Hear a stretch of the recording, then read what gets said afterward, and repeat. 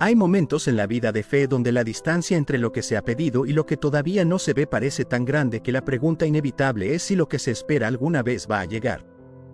Si las oraciones que se han hecho con genuinidad están siendo escuchadas. Si el proceso de espera tiene un límite real o si simplemente continúa indefinidamente sin resolución. Y para ese momento específico, para esa pregunta específica que el corazón hace en silencio cuando la espera se ha extendido más de lo esperado, Dios tiene una declaración que quiero que recibas hoy con toda la atención que merece. El milagro y las victorias que pides están más cerca de lo que crees. No que quizás lleguen. No que están en camino si las condiciones son las correctas. Más cerca de lo que crees. Como si el problema no fuera que el milagro está lejos, sino que la percepción de la distancia no corresponde a la realidad de dónde está lo que se espera. Como si la tormenta hubiera reducido la visibilidad de tal manera que lo que en realidad está próximo parece lejano desde donde el corazón está mirando. Eso que tanto has pedido en oración no está tan lejos como piensas. Esa declaración de Dios tiene en ella un reconocimiento que me parece extraordinariamente significativo. Reconoce que has pedido, que la oración fue real, que no fue una petición casual de un momento de necesidad, sino algo que lleva tiempo siendo llevado delante de Dios con la constancia y la seriedad que la expresión tanto has pedido implica. Antes de continuar, quiero pedirte algo.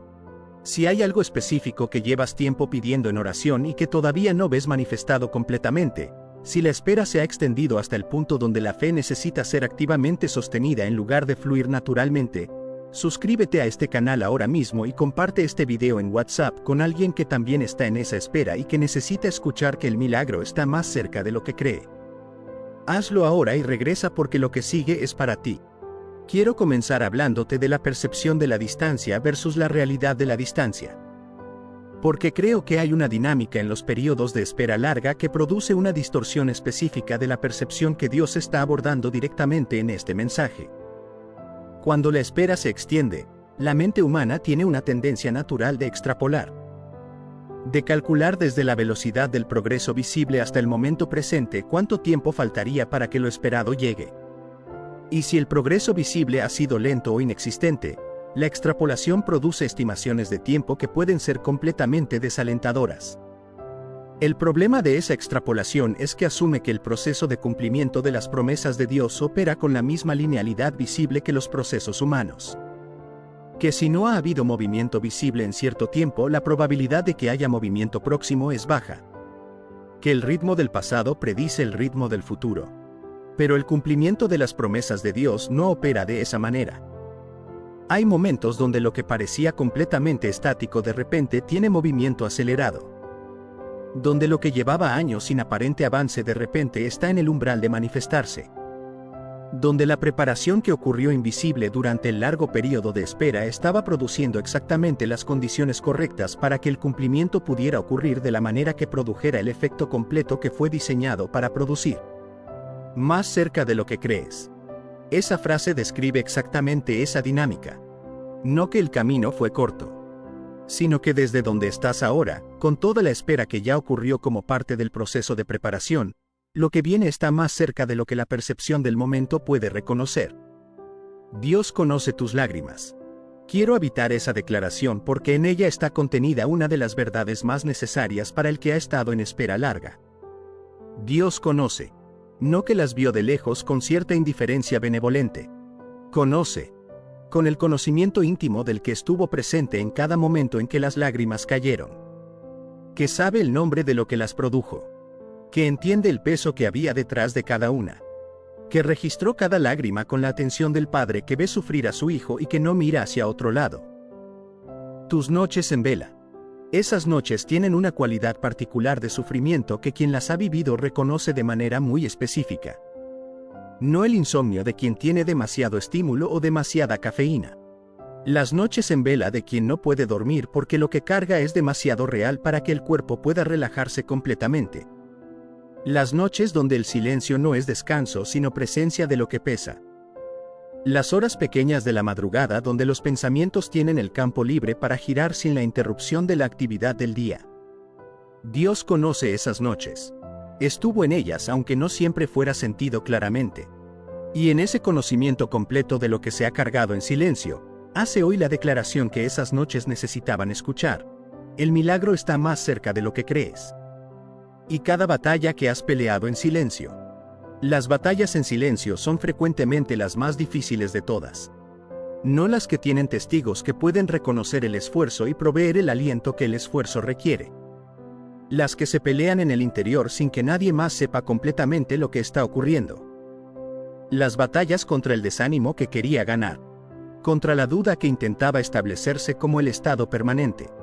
Contra el miedo al futuro que en los momentos de mayor cansancio parecía más convincente que la fe que decía que había razón para seguir esperando. Esas batallas silenciosas fueron vistas. Fueron registradas. Y el hecho de que estés escuchando este mensaje hoy dice algo sobre el resultado de esas batallas. Resististe. No perfectamente, nadie lo hace. Pero seguiste. Seguiste orando aunque la respuesta no era visible. Seguiste creyendo aunque la duda también estaba presente. Seguiste de pie aunque el cansancio decía que no había razón para hacerlo. Y ese seguir tiene un nombre en la Escritura. Se llama fe. No estás solo. Esta declaración de Dios hoy responde directamente a una de las experiencias más comunes y más dolorosas de los periodos de espera larga. La sensación de soledad en el proceso. No necesariamente la soledad social, aunque a veces también eso. La soledad espiritual de sentir que se camina por un territorio que nadie más está caminando de la misma manera. Que el proceso específico que se está viviendo es tan particular que nadie alrededor puede entenderlo completamente. Y para esa soledad específica, Dios dice, no estás solo. No como declaración genérica de que Dios siempre está presente. Como respuesta personal a la experiencia específica de soledad que el proceso de espera produce. Estoy aquí. En este proceso. En esta espera. En estas noches en vela. En estas batallas silenciosas. No como observador desde la distancia. Como el padre que camina junto a su hijo por el terreno más difícil. Después de la tormenta siempre viene la calma. La palabra siempre en esa frase es la que hace la promesa diferente de una simple observación sobre patrones naturales. No generalmente. No frecuentemente. Siempre. Con la certeza de quien conoce el final desde el principio y que desde ese conocimiento puede hacer una declaración sobre la inevitabilidad de la calma después de la tormenta. Y tienes autoridad para vencer todo lo que intenta robarte la paz. Quiero habitar en esa declaración porque introduce una dimensión activa que es importante para el periodo entre la espera y el cumplimiento. La autoridad espiritual que el creyente tiene no es un concepto abstracto de la doctrina que opera independientemente de la persona que la ejerce. Es una realidad funcional que requiere ser reconocida y ejercida. Tienes autoridad. Eso es diferente de que podrías tener autoridad si alcanzaras cierto nivel espiritual. Tienes. Ahora. En el estado actual de tu fe. Sobre lo que intenta robarte la paz. ¿Qué es lo que intenta robarte la paz? El mensaje lo identifica de manera amplia pero concreta. No el adversario en abstracto, sino los efectos específicos de su acción. La ansiedad que quiere instalarse como el estado permanente. El desánimo que quiere convencerte de que la espera no tiene fin. El miedo que quiere gobernar las decisiones. La duda que quiere reemplazar la fe. Sobre todo eso tienes autoridad. No la autoridad del poder propio que en los periodos de mayor cansancio puede sentirse agotada. La autoridad que viene de la relación con quien tiene toda autoridad. La que fue delegada al creyente no porque lo merezca por su desempeño, sino porque es la herencia del Hijo que pertenece al Rey. Esa autoridad no decrece cuando las circunstancias son difíciles. No se agota cuando el esfuerzo ha sido prolongado. Es la misma en la tormenta que en la calma. Ejercer esa autoridad en términos prácticos significa negarse a dejar que lo que intenta robar la paz ocupe el espacio que le corresponde a la paz de Dios. Resistir activamente. No con el esfuerzo de quien trata de producir fortaleza que no tiene. Con la declaración de quien sabe desde qué autoridad habla. La paz de Dios que sobrepasa el entendimiento guarda el corazón y la mente. Eso es posible ahora. En medio de la espera. En medio de la tormenta. La guardia de la paz es una promesa que no espera la resolución de las circunstancias para operar. Aférrate a su palabra. Esa instrucción de Dios hoy tiene una urgencia que el verbo aferrar comunica mejor que cualquier otro. Aferrar no es simplemente tener acceso a la palabra. Es sostenerla con la intensidad del que sabe que esa es la fuente principal de estabilidad en el período de mayor inestabilidad. Como quien en un momento de turbulencia se agarra con ambas manos de lo único que está fijo en el ambiente. La palabra de Dios en el período de espera larga tiene funciones específicas que vale la pena nombrar. Es la lámpara que ilumina el siguiente paso cuando el camino completo no es visible. Es el ancla que mantiene el corazón orientado hacia Dios cuando las circunstancias jalan en otra dirección. Es la comida del alma que renueva el ánimo cuando el agotamiento de la espera ha erosionado las reservas. Es el registro de la fidelidad de Dios a través de la historia que provee la evidencia más sólida disponible de que el Dios que prometió es fiel en el cumplimiento. Recibe el poder de su Espíritu. El Espíritu de Dios que opera en el interior del creyente tiene acceso a las dimensiones del ser donde ningún otro recurso puede llegar. Puede renovar el ánimo cuando el agotamiento es profundo. Puede producir la certeza de lo que no se ve cuando la visibilidad de lo que se espera es cero. Puede dar la fortaleza para el siguiente paso cuando las propias fuerzas se agotaron hace tiempo. Puede producir en el interior la paz que las circunstancias niegan y el gozo que la situación no justifica. Ese poder no es algo que se produce por esfuerzo propio. Se recibe. Y la disposición de recibir, la apertura activa del corazón hacia lo que el Espíritu tiene para dar, es la postura que hace posible que ese poder opere en toda la amplitud que fue diseñado para operar. Prepárate para cosechar la sanación. Esa primera dimensión de lo que se está aproximando habla de algo que el período de la tormenta frecuentemente necesita producir: la sanidad de lo que el proceso difícil dañó. No solamente la resolución de las circunstancias externas.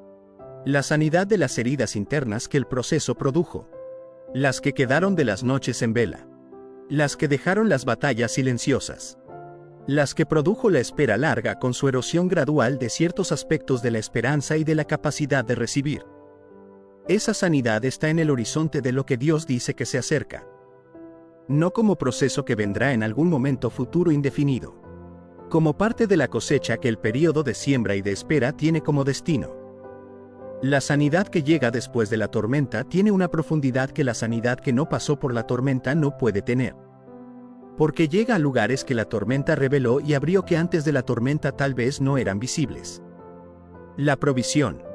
Esta dimensión de la cosecha que se acerca habla de las necesidades materiales y prácticas que el período de la tormenta frecuentemente trajo como parte de sus efectos. La provisión que Dios tiene guardada no es la que se calculó como el mínimo necesario para sobrevivir el período difícil. Es la provisión de la cosecha que viene después de la siembra. Y la cosecha siempre es mayor que la semilla que fue sembrada. La provisión que viene tiene el carácter de la restauración que trasciende la compensación justa. No simplemente recibir de regreso lo que fue perdido durante la tormenta. Recibir más. Con el interés del tiempo de espera añadido. Con la abundancia del Dios que provee conforme a sus riquezas en gloria y no conforme a los cálculos de la escasez que el período difícil estableció como la expectativa normal. Y las bendiciones que Él tiene guardadas para ti y para tu familia. Esa extensión de la promesa hacia la familia es una de las dimensiones más esperanzadoras del mensaje de hoy.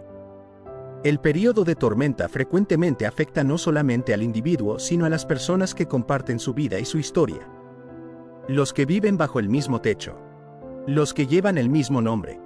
Los que fueron afectados por las mismas circunstancias o que sufrieron indirectamente el efecto de lo que quien más cerca de ellos estaba cargando. Las bendiciones guardadas tienen el nombre de toda esa familia. No solamente el tuyo.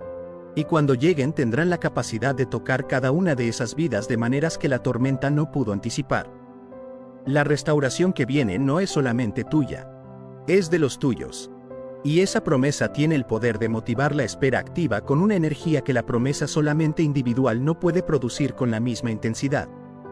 Quiero hablarte de la postura correcta para recibir lo que se acerca. Porque hay una diferencia entre estar en posición de recibir y estar en posición de resistir lo que llega. Y el periodo de espera larga a veces produce, sin que sea la intención de nadie, una postura de resistencia que puede dificultar la recepción de lo que viene. La resistencia puede manifestarse como la incredulidad que dice que ya no hay razón para esperar genuinamente porque demasiadas veces la expectativa no se cumplió en el tiempo esperado. Como la dureza del corazón que se protege de la decepción no esperando demasiado. Como el cinismo espiritual que dice que la promesa es hermosa pero que la realidad es diferente. Ninguna de esas posturas es la culpa de quien las desarrolló. Son respuestas comprensibles a la experiencia acumulada de la espera sin resolución visible. Pero sí pueden dificultar la recepción de lo que viene. Y Dios dice hoy que lo que viene está más cerca de lo que se cree. Lo que significa que la postura de recepción es más urgente que nunca. La primera dimensión de esa postura es la apertura. La decisión deliberada de no protegerse de la posibilidad de la esperanza. De permitir que lo que Dios dice sobre la proximidad del milagro aterrice en el corazón con todo el peso que tiene en lugar de ser filtrado por la experiencia de las veces que la expectativa no se cumplió en el tiempo esperado. La segunda dimensión es la gratitud anticipada. El acto de agradecer a Dios por lo que viene antes de verlo completamente. Ese agradecimiento anticipado no es la negación de que todavía no llegó. Es la declaración de fe de quien confía más en el carácter del que prometió que en la evidencia visible del momento presente. La tercera dimensión es la preparación activa. Si lo que viene está más cerca de lo que se cree, entonces la preparación para recibirlo es urgente. No porque Dios necesite que estés perfectamente preparado para cumplir lo que prometió, sino porque hay cosas que puedes hacer ahora que corresponden a la fe de quien genuinamente cree que lo que espera está próximo. La cuarta dimensión es el ejercicio activo de la autoridad que tienes. No permitir que el ladrón de la paz siga operando sin resistencia activa. No como esfuerzo de voluntad que se agota. Como el ejercicio de la autoridad que fue delegada y que corresponde a quien es hijo del rey que tiene toda autoridad. El milagro y las victorias que pides están más cerca de lo que crees. Esa es la declaración de Dios hoy sobre tu vida. No como consuelo genérico para quien está esperando cualquier cosa. Como la declaración específica del que conoce exactamente lo que pediste, exactamente las noches que velaste pidiéndolo, exactamente las lágrimas que derramaste en el proceso de sostener la esperanza de que llegaría. Y desde ese conocimiento completo y personal dice, más cerca. No quizás llegará. No si las condiciones son las correctas. Más cerca de lo que crees. Ya en el horizonte. Ya en el proceso de manifestarse. Ya siendo preparado para el momento exacto en que tu vida esté en la posición correcta para recibirlo de la manera que produzca el bien más completo posible. Aférrate. Recibe. Prepárate. El milagro viene en camino. Isaías 41:10 es uno de los versículos más citados y más necesarios de toda la Escritura. Ha sostenido a personas en circunstancias extremas a lo largo de siglos. Ha llegado en momentos de crisis con la precisión de algo diseñado específicamente para ese momento, aunque fue escrito hace miles de años. Y esa capacidad de llegar con tanta precisión a tantas personas en tantas circunstancias diferentes habla de algo sobre su naturaleza. Es una declaración de Dios sobre su propio carácter que por lo tanto es válida en cualquier momento y en cualquier circunstancia donde ese carácter opera. No temas, porque yo estoy contigo. No desmayes, porque yo soy tu Dios que te esfuerzo. Siempre te ayudaré, siempre te sustentaré con la diestra de mi justicia. Antes de desarrollar el versículo, quiero establecer el contexto del capítulo 41 de Isaías, porque ese contexto ilumina la promesa con una riqueza que la cita sola no siempre transmite. Isaías 41 forma parte de lo que los estudiosos llaman el segundo Isaías, la sección del libro que comienza en el capítulo 40 con el famoso Consolaos, consolaos, pueblo mío. Esta sección fue escrita para un pueblo que estaba en o se aproximaba al exilio. Un pueblo que había perdido su tierra, su templo, su independencia política, y que estaba enfrentando la pregunta más difícil que una comunidad de fe puede enfrentar. Si Dios es quien dice que es, ¿por qué esto? Y Dios responde a esa pregunta no con una explicación filosófica, sino con una declaración de identidad y de compromiso. El capítulo 41 comienza con Dios invitando a las naciones a comparecer delante de Él para ver quién tiene el poder real sobre la historia. Y en medio de esa demostración de soberanía sobre los grandes eventos históricos, Dios se vuelve hacia su pueblo específicamente para decirle estas palabras del versículo 10. Ese contraste entre la escala cósmica del argumento y la intimidad personal de la promesa es parte de lo que hace el versículo tan poderoso. El Dios que gobierna la historia de las naciones es el mismo que dice, no temas, porque yo estoy contigo. La escala más grande posible y la atención más personal posible coexisten en el mismo Dios.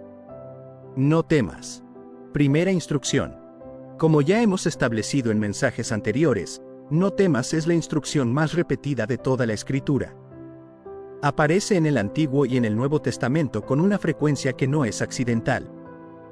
Y en el Isaías 41:10 aparece en un contexto muy específico que vale la pena notar. No temas en el contexto de Isaías 41 no es la instrucción a alguien que podría temer pero que no tiene razones objetivas para hacerlo. Es la instrucción a alguien que tiene razones completamente comprensibles para el miedo. Un pueblo en exilio tiene razones reales para temer.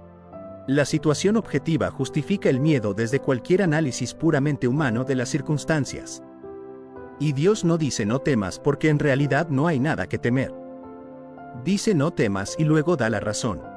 No temas porque yo estoy contigo. La razón para no temer no es la ausencia de amenaza.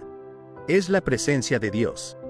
Y esa diferencia es fundamental porque produce un tipo de valentía que no depende de que las circunstancias sean favorables para existir.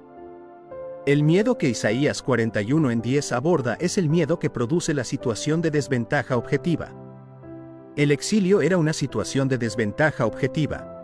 Y hay personas que leen este versículo hoy que también están en situaciones de desventaja objetiva, donde los recursos son insuficientes para lo que se enfrenta, donde las fuerzas propias no alcanzan para lo que la situación requiere, donde desde cualquier cálculo humano razonable las probabilidades no son favorables.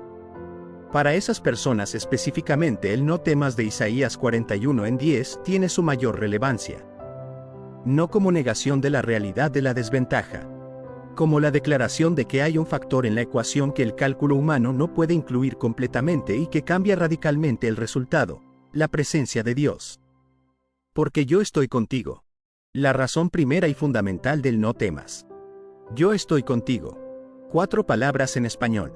Cada una con un peso específico que vale la pena recibir. Yo.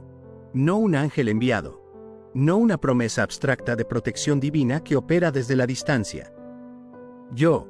El mismo Dios que acaba de demostrar en los versículos anteriores que controla el curso de la historia, que levanta reyes y los derriba, que llama a las generaciones desde el principio. Ese mismo yo dice que está contigo. Estoy. Tiempo presente. No que estuvo contigo en los momentos donde la fe era más fácil y que se alejó cuando las circunstancias se complicaron. Estoy. Ahora. En este momento. En esta circunstancia. Con toda la inmediatez del presente continuo. Contigo. No cerca de ti en algún sentido general. Contigo. En la especificidad de la segunda persona singular. Con esta persona específica en esta situación específica en este momento específico.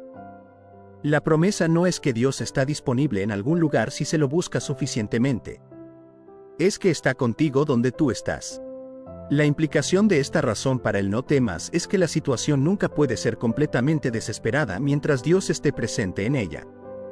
No porque la presencia de Dios elimine automáticamente todas las dificultades, sino porque la presencia del que tiene todo el poder y todo el conocimiento y todo el amor cambia fundamentalmente la naturaleza de cualquier situación en la que opera. No desmayes, porque yo soy tu Dios que te esfuerzo. Segunda instrucción y segunda razón. El desmayo es diferente del miedo, aunque frecuentemente lo acompañan. El miedo es la respuesta ante la amenaza. El desmayo es la respuesta ante el agotamiento. El miedo dice que hay algo peligroso que amenaza. El desmayo dice que las fuerzas para seguir enfrentando lo que sea que se enfrenta se han agotado. Que ya no hay más en el depósito propio para dar. Y Dios aborda también el desmayo. No solamente el miedo.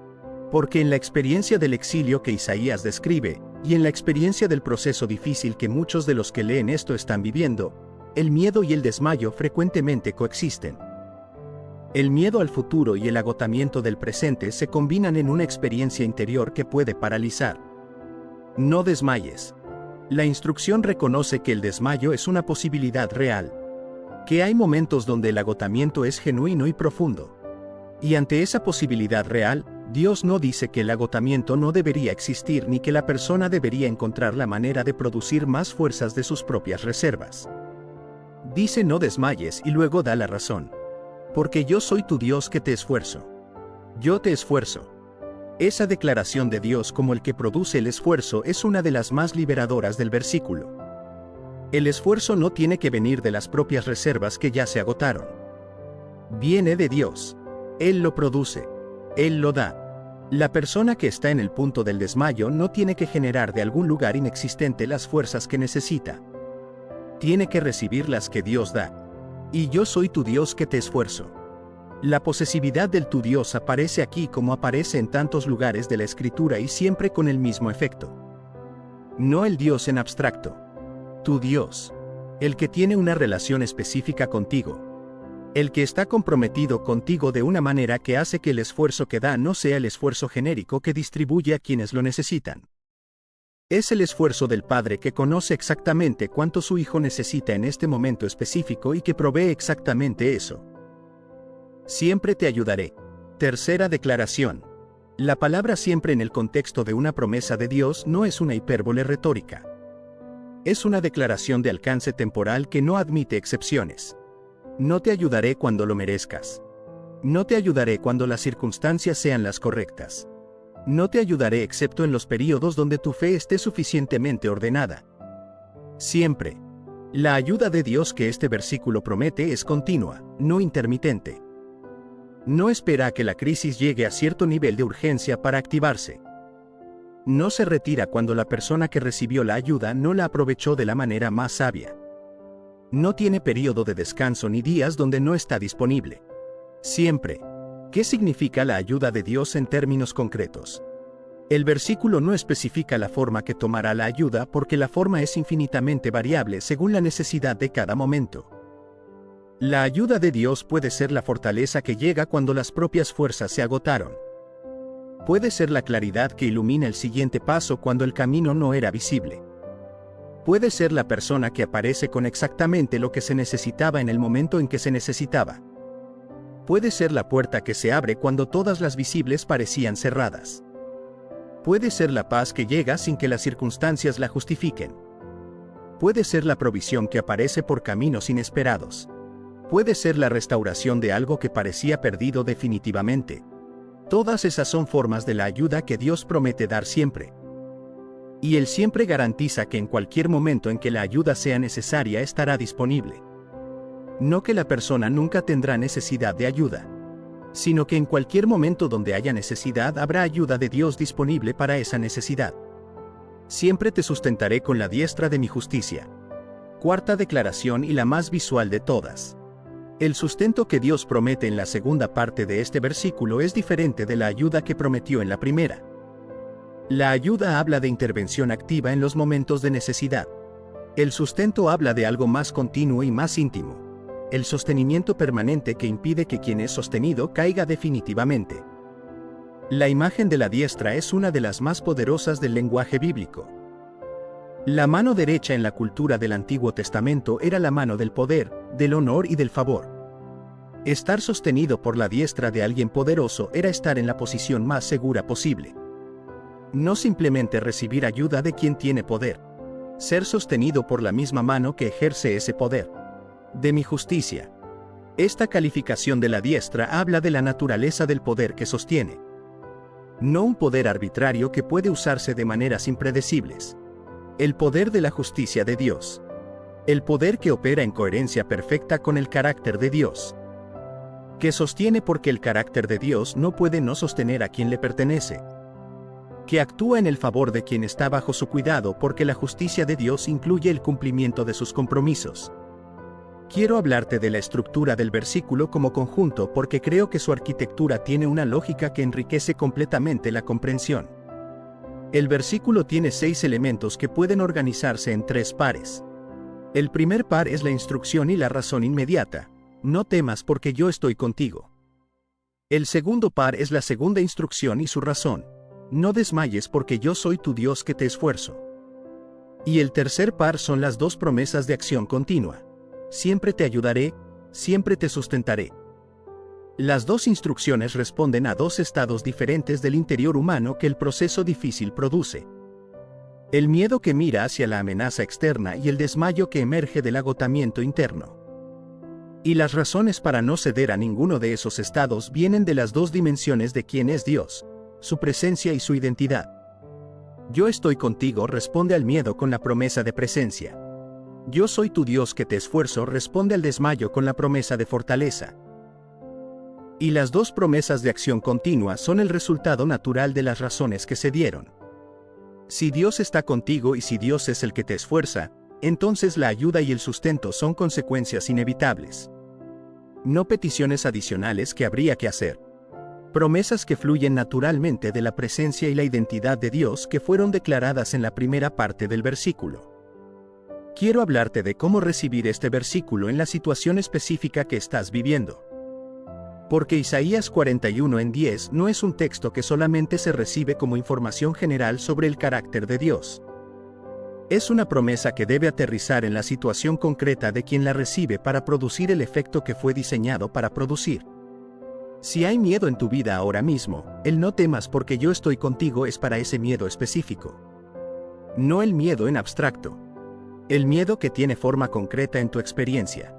El que aparece cuando piensas en cierta situación. El que produce cierta respuesta en el cuerpo cuando ciertos pensamientos llegan. Para ese miedo específico, Dios dice, yo estoy contigo en exactamente eso que te produce ese miedo. Si hay desmayo en tu vida ahora mismo, el no desmayes porque yo soy tu Dios que te esfuerzo es para ese agotamiento específico. Las fuerzas que ya no están donde deberían estar. La energía que el proceso largo consumió. La motivación que el desánimo erosionó. Para exactamente ese estado, Dios dice que Él es el que produce el esfuerzo. Que las fuerzas que faltan no tienen que ser generadas de las propias reservas agotadas. Vienen de Él. Y si hay necesidad de ayuda y de sustento, las promesas del siempre cubren exactamente esa necesidad. No en algún momento futuro cuando la situación mejore y la ayuda sea más fácil de recibir. Ahora, en la situación actual, con la necesidad presente, siempre te ayudaré, siempre te sustentaré. La manera práctica de recibir este versículo esta semana es la declaración específica de cada una de sus promesas sobre cada una de las situaciones concretas que producen miedo o desmayo. No la recitación mecánica del versículo como fórmula. La aplicación deliberada de cada promesa a cada área de necesidad. En el área donde hay miedo, Dios está conmigo en esto. No necesito temer porque no estoy solo en esto. En el área donde hay desmayo, Dios es mi Dios en esto. Él produce el esfuerzo que necesito cuando el mío se agotó. En el área donde hay necesidad, Dios prometió ayudarme siempre. Prometió sustentarme con la diestra de su justicia. Esas promesas cubren esta necesidad específica. Que Isaías 41:10 no sea solamente un versículo que conoces de memoria, sino una realidad que habita activamente en las situaciones que más necesitan de lo que promete.